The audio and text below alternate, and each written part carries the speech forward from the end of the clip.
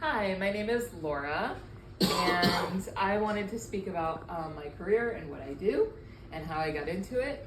One of the first questions that I thought of was, what is a daycare and how did I feel about it before I was a part of this? And one of the things was that I thought it was really silly that a lot of people who were in daycare called themselves teachers, because I thought, well, they don't have all the training that a regular teacher would have. Why would they call them a teacher? They're just glorified babysitters. And I was very, very wrong. As I got into it, I realized that these teachers do a lot of training every single year. They do 40 plus hours to get into it, and then every year they have to do 10 hours of training. And I really did not understand the patience and the attitude that they had to have coming into the rooms and dealing with the children, and the patience that it took to run a class with 2-year-olds and 3-year-olds and 4-year-olds, and the lesson plans that they did every single day, and the different things that these kids were able to learn. Even within the 2-year-olds class and even the 1-year-olds class, they had lesson plans as well.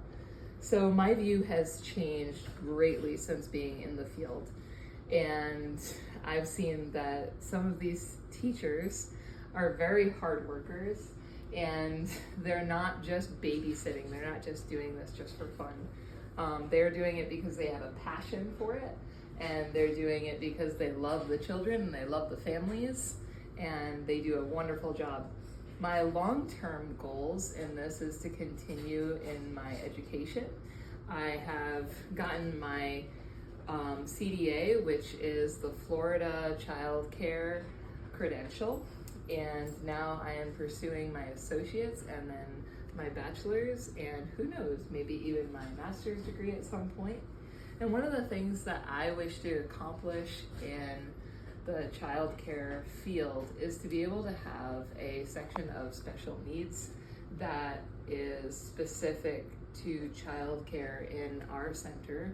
We have a faith-based center, and one of the things that I would love to do is to be able to have special needs, ABA, RBT, and speech therapists and OT therapists available for our parents who are even in our faith-based communities, because most of the time these centers do not have these therapists coming in. And so I would really like to pioneer on that path and offer this to our families and give them a better opportunity and a better education for their little ones, starting at the very young age of 2.